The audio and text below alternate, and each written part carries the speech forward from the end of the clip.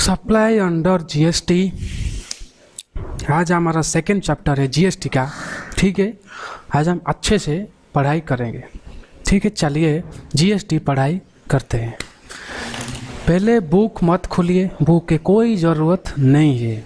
ठीक है, और एक बात तुम्हारे लिए पहले बता दूँ, जो जीएसटी का बेसिक कॉन्सेप्ट है, क्या है बेसिक कॉन्सेप्ट, उसमें ज़्यादा आती है एमसीक्यू। क्या? एमसीक्यू। और दूसरी बात मैं बोलना चाहता हूँ, बुक को खोलने की ज़रूरत नहीं है। सारा कॉन्सेप्ट, क्या सारा कॉन्सेप्ट मैं इसी में लिखते हूँ। ठीक है, सिर्फ इस कॉन्सेप्ट को अपने खाता में मैं जैसे भी लिखा हूँ सिर्फ ऐसे ही उतारिए। ठीक है, और मेरा पढ़ाने का तरीका आपको पता है, और जो भी पहली बार देख रहा है वीडियो को, मेरा पढ़ाने का तरीका ये होता है, जो तुम एग्ज़ाम में लिखोगे मैं उसको ज़्यादा इम्पोर्टेंट देता हूँ। क्या? जो एग्ज़ाम तुम लिखोगे उसको ज़्यादा इम्पोर्टेंट देता हूँ। तुम बहुत सारे नॉलेज जान चुके होगे, बहुत जीएसटी पढ़े होगे, बट आखिरी में तुम जो भी नोट रिवीजन करते हो, नोट रिवीजन करते हो, उसी हिसाब से तुम एग्ज़ाम में लिखते हो। ठीक है, एक तुमको एक एग्जाम्पल से समझाएंगे। तुम क्रिकेट खेलने के लिए जाते हो। ठीक है, क्रिकेट का सारा रूल्स तुमको पता है, स्टंपिंग का, कैच का, रन का, थ्रो का, बॉलिंग का, मतलब तुम सारे रूल क्रिकेट में पता है।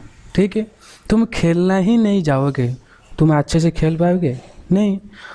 यही होता है हमारे साथ। इसको कंपेयर करो रियल लाइफ, तुम्हारे एग्जाम के लिए तुम सारा रूल जीएसटी में सारा कॉन्सेप्ट पढ़ लो आराम से, बट तुम क्या लिखोगे, जो नोट होती है उसी को अच्छे से नहीं बनाते हो।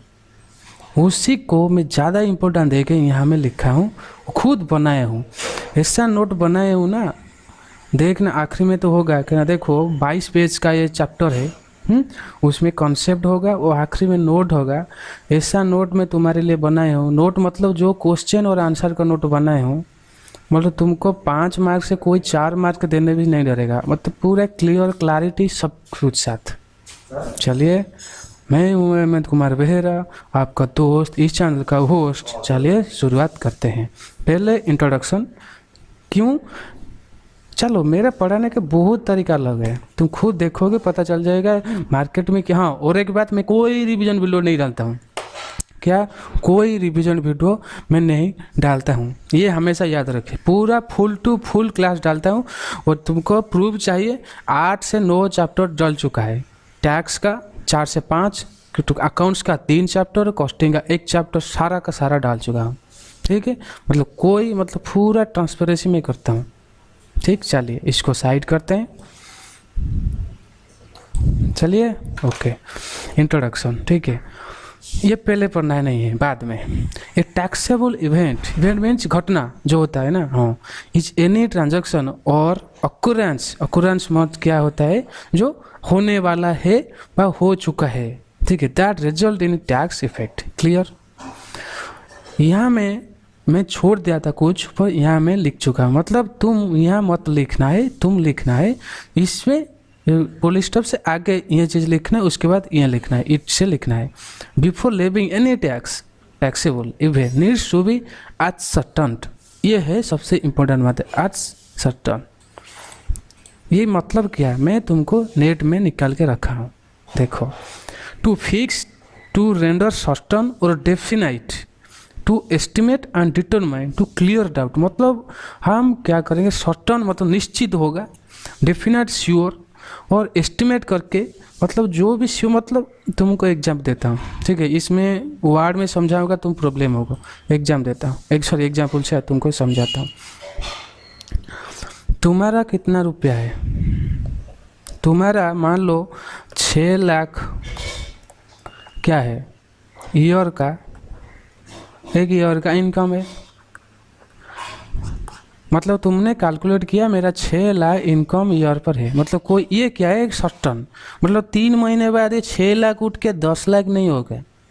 इनकम क्या है, एक 6 लाख है तुम्हारा, 6 लाख से ही तुम टैक्स दोगे उसी हिसाब से। उस टैक्स के बाद एक ईयर के बाद तुम्हारा ये मतलब नहीं 10 लाख हो जाए, कैसे होगा, 1 लाख तो एक ईयर तो चला गया ना, ये 6 लाख ही है, 6 लाख ही होगा। ये है सर्टन, कोई चेंज नहीं है। मेरे हिसाब से तुम समझ गए। चलो इसको मैं इरेज कर लेता हूँ। ठीक है, अभी चलते हैं। It is the foundation stone of any taxation, मतलब इसी हिसाब से टैक्स होता है, एक चीज़ों के सस्टन होता है। इसी वजह से इसको बोलते हैं जो भी टैक्स हो, जो जीएसटी हो, जो डायरेक्ट टैक्स हो, जो भी फॉरेन टैक्स हो, इंटरनेशनल टैक्सेस हो, जो भी हो, इसी हिसाब से ही क्या होता है, उसको कैलकुलेट होता है। क्लियर? अभी चलते हैं अंडर ईयरलर इनडायरेक्ट रिजीम। हम जो भी नया पढ़ेंगे उसको पहले पास्ट चीज़ें हमको पता होना चाहिए, तब जाके तुम आराम से समझ पाओगे। मैं तुमको डायरेक्ट नया चीज़ पढ़ाऊँगा, तुम समझ पाओगे, इतना तुम्हारा दिमाग में, शरीर में और तुम्हारा दिल में बिठेगा नहीं। इसलिए पहले पुराना चीज़ें जानिए, उसके बाद नया चीज़ें जानिए, कितना तुमको आसान होगा। चलिए कोई टेंशन नहीं है, मैं धीरे धीरे पढ़ाऊँगा, कोई जल्दबाजी भी नहीं है। पहले क्या था, टैक्स कैसे होता था, मैन्युफैक्चर और नॉट इनडायरेक्ट टैक्स बात कर रहा हूँ। उसके बाद sale was predetermined sale ना नहीं है, प्री डिटरमाइंड पहले से तैयारी हुआ था, पहले से हुआ था, सेल है ना नहीं, प्री डिटरमाइंड पहले से ही श्योर है ना, प्री इनकर्पोरेशन पोस्ट इनकर्पोरेशन ऐसा होता था।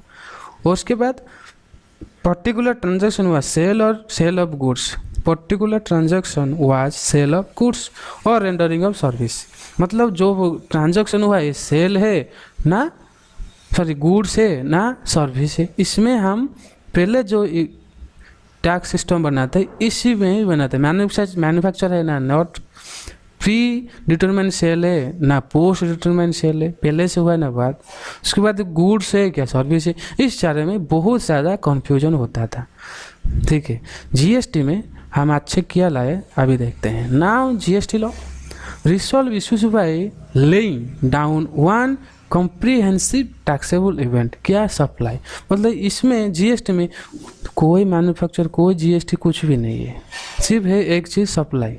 सप्लाई हो गया तो टैक्स दो गए, तो सप्लाई क्वालिफाई नहीं हुआ तो टैक्स नहीं देना है। अरे गुड्स हो बा सर्विस हो बा दोनों हो।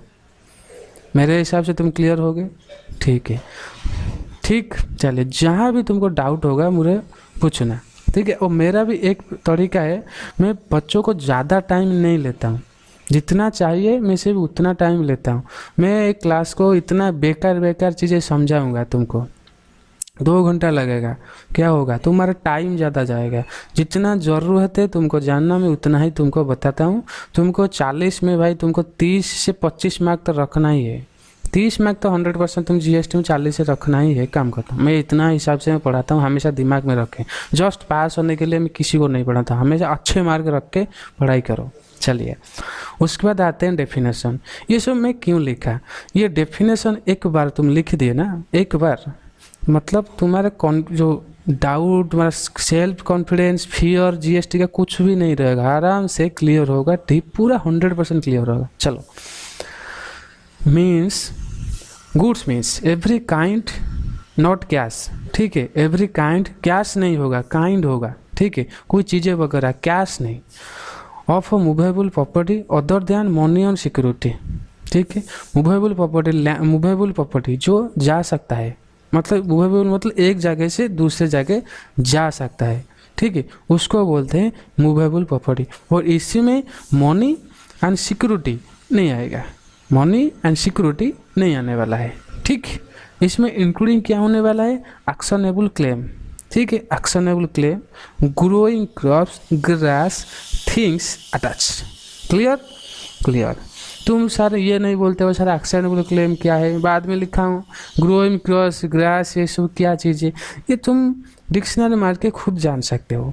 इसमें मुझे तकलीफ करना ही नहीं चाहिए, क्यों ना, ये ज़्यादा इम्पोर्टेंट नहीं है, एग्जाम में नहीं पूछेगा what is growing crops, grass, कुछ नहीं पूछेगा एग्जाम में। क्या पूछेगा, इस चैप्टर के इम्पोर्टेंट है सप्लाई हुआ है ना नहीं हुआ है, बस इतना सा ही एग्जाम में पूछेगा। हम उसी को ज़्यादा ध्यान देंगे, सप्लाई हुआ है ना नहीं हुआ, ज़्यादा ध्यान देंगे इसी को सिर्फ ओवरव्यू तरह एक से पढ़ेंगे।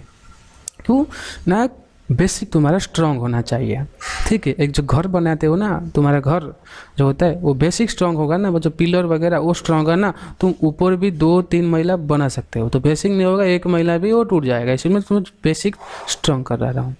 उसके बाद हम क्या, प्रिंसिपल मतलब क्या है? प्रिंसिपल मतलब है person on whose behalf of an agent carries in the business of supply और रिसिप्ट ऑफ गुड्स और सर्विस और बोथ। इसमें तुमको समझाना पड़ेगा, ठीक है। ये मैं हूँ, देखो एच के, ठीक है, एच के बेहेरा, ये मैं हूँ। और मेरा एजेंट है क्या, राज। ये मैं हूँ मतलब एजेंट, मतलब मैं मतलब कौन, ओनर हूँ। ये मेरा एजेंट है, ठीक है। हम ओनर को इसको राउंड कर लेते हैं और एजेंट को भी राउंड कर लेते हैं। मतलब मैं एक कंपनी चलाता हूँ, उसको कुछ चीज़ें दिया बेचने के लिए, वो बेच दिया कितना, 5,000 में बेच दिया। मतलब ये जो 5,000 में बेचा, पैसा किसको देगा, मेरे को, और खुद तो नहीं रखेगा ना, मेरे को। ये हुआ, मतलब मैं क्या हुआ, मैं हुआ प्रिंसिपल, ये एजेंट है। ये जो पैसा 5,000 ये किसको, मेरे को दिया, नहीं, मैं हुआ क्या, मैं हुआ प्रिंसिपल, वो हुआ एजेंट। ये होती है जो बी हेल्प होते हैं ना, जो बी हेल्प लिखा है BEHA हेल्प, इसका मतलब है मैं एक जगह में नहीं हूँ, मेरे लिए कोई काम कर रहा है, मेरे लिए, जो हिंदी में होती है ना मेरे लिए, उसको बोलते हैं बी हेल्प।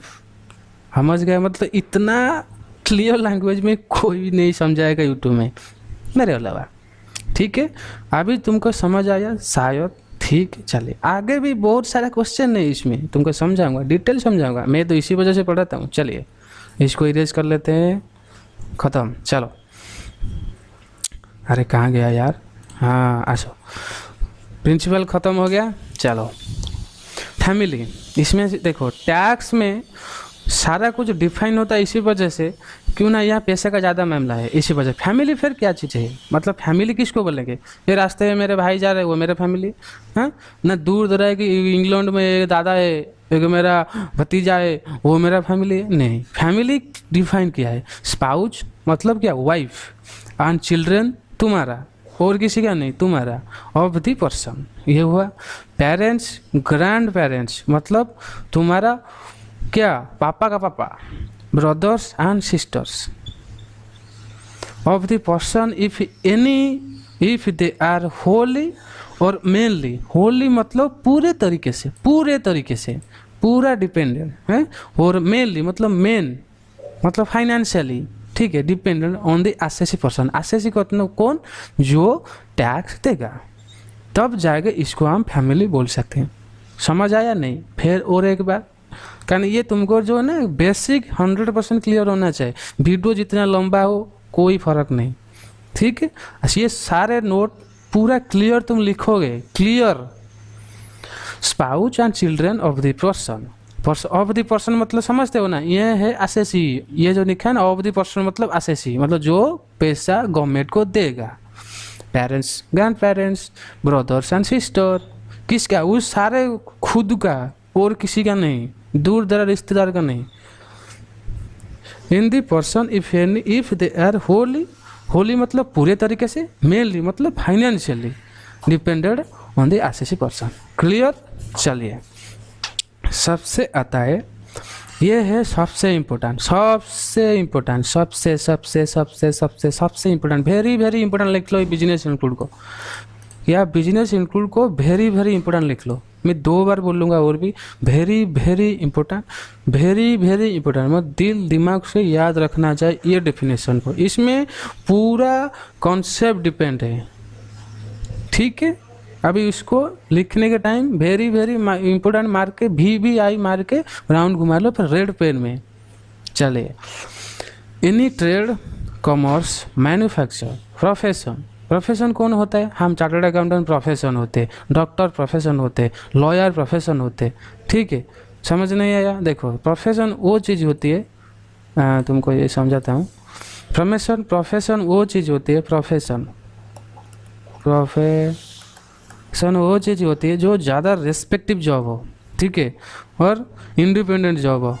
एक सीए का पूरा इंडिपेंडेंट जॉब है, सीएमए का पूरा जॉब है, सीएस का इंडिपेंडेंट जॉब है, एक क्या डॉक्टर का इंडिपेंडेंट जॉब है, लॉयर का इंडिपेंडेंट जॉब है, ठीक है, जॉज का इंडिपेंडेंट जॉब, ऐसे सारा सब इंडिपेंडेंट जॉब इसी को जो प्रोफेशनल करते हैं, मतलब हाईली क्वालिफाइड पर्सन, ठीक। और भी है, मैं इसमें ज़्यादा नहीं घुसना चाहता हूँ, इतना आपको समझा दिया। चलिए अभी चलते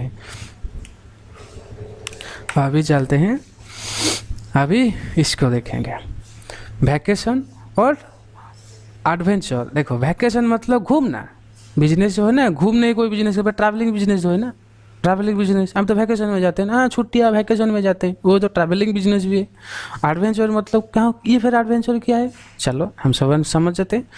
एडवेंचर, देखो एडवेंचर क्या है, ADVENTURE, सॉरी मैं ऊपर लिख दिया उसका, ADVENTURE, गलत होगा शायद, कोई मिस्टेक देख लें, मैंने कॉन्सेप्ट को ध्यान देना। एडवेंचर मतलब गाड़ी नहीं, एडवेंचर जो गाड़ी मूवी, एडवेंचर मूवी नहीं, एडवेंचर मतलब तुम एक जगह ना उठपटाना काम करते हो, जाके स्काई डाइव करना है, स्काई ड्राइव, ठीक है, माउंटेन में चलना, माउंटेन ड्राइव, मतलब जो है ना कि जो समुंदर में जो छोटा छोटा पहाड़ में जो समुंदर थोड़ी छोटी जो उसको क्या बोलते हैं हिंदी में पता नहीं है, जो पहाड़ में होती है उसमें जाके जो ड्राइव करना, पहाड़ में जो झरना होती है उसमें जो पानी जाता है उसमें जाके सवारी ड्राइव करना, ये सारे चीज़ें हैं, उसको क्या बोलते हैं, एडवेंचर बोलते हैं। वो भी एक कंपनी है, वो भी एक कंपनी चलाता है। तुम जो जाते हो स्काई ड्राइव करने के लिए, तुम जाते हो जो स्काई ड्राइव करने पे, ये एक कंपनी है ना, नहीं तुम माउंटेन चढ़ने के लिए जाते हो दोस्त के साथ, एक जो कंपनी तुम्हारे साथ होती है ये भी कंपनी है, बहुत सारे कंपनी, इसी वजह से ये हमको एडवेंचर बोलते हैं, ठीक। चलो आई थिंक तुम समझ गए, क्लियर। और वेजर मतलब क्या, मैं समझ सकता पहले, वेजर मतलब वो जैसे नहीं, बेट, ठीक है, बेट होती है, ठीक। बेट फिर क्या है, बेट क्या है, एक जो कंपनी है तुम्हारा, बेट होती है, जो रेस क्लब होती है, रेस क्लब में क्या होती है, तेरा घोड़ा आगे जीतेगा तो इतना पैसा मिलेगा, मेरा घोड़ा आगे जीतेगा तो इतना पैसा मिलेगा, ये बेट होती है, ठीक है। वो भी कार रेस होती है, इसको हम बेट कर लेंगे, हैं, ऐसा बहुत सारा बेट होती है आगे जो होता है ऐसा खेल। चलिए, और क्लियर हो गया आपको, ठीक। चलिए, एनी एक्टिविटी और ट्रांजैक्शन इन कनेक्शन विथ और incidental means happening in connection, incidental और हैपनिंग इन कनेक्शन। इंसिडेंटल का मतलब क्या है, मैं यहाँ भी लिख दिया है तुमको, हैपनिंग इन कनेक्शन और एंसिलरी सपोर्ट, ठीक है, एंसिलरी को हम सपोर्ट बोलते हैं। एनी एक्टिविटी और ट्रांजैक्शन इन कनेक्शन, ये जो भी लिखा है तुम्हारा, trade, commerce, manufacturing, profession, vocation, adventure, wager, बेड, ये जो भी ए में लिखा है, ये किसी एक्टिविटी में थोड़ी भी कनेक्शन आती है उसको हम मान लेंगे क्या, बिजनेस। क्लियर। चलिए, और सप्लाई और एक्विजिशन ऑफ गुड्स, एक्विजिशन मतलब खरीदना है, एक्वायर करना है, सप्लाई और acquisition of goods including capital asset और service in connection with commencement और क्लोजर ऑफ बिजनेस। इसमें ज़्यादा ध्यान देना नहीं है, जब तुम्हारे कैपिटल एसेट एक्विजिशन करेगा उसको माना जाएगा क्या, सप्लाई, बिजनेस। क्लियर। चलो, ज़्यादा इसमें पढ़ना नहीं है। क्लब, एसोसिएशन, सोसाइटी और any such body for a subscription or many other consideration of the facility or benefit उसी member। मतलब क्या, क्लब, एसोसिएशन और सोसाइटी और एनी सच बॉडी, इसका सब मेन इनकम क्या होता है, सब्सक्रिप्शन, जो महीने का है कि 500 रुपया, 1000 रुपया सब्सक्रिप्शन देते हैं। और एनी कंसिडरेशन, जो कंसिडरेशन हम जानते हैं, जो क्लब चलता है ना, क्लब में घड़ी दे देंगे, एक गाड़ी दे देंगे और एक वैन दे देंगे जो हेल्प के लिए सबको, ये कंसिडरेशन देते हैं। ठीक है।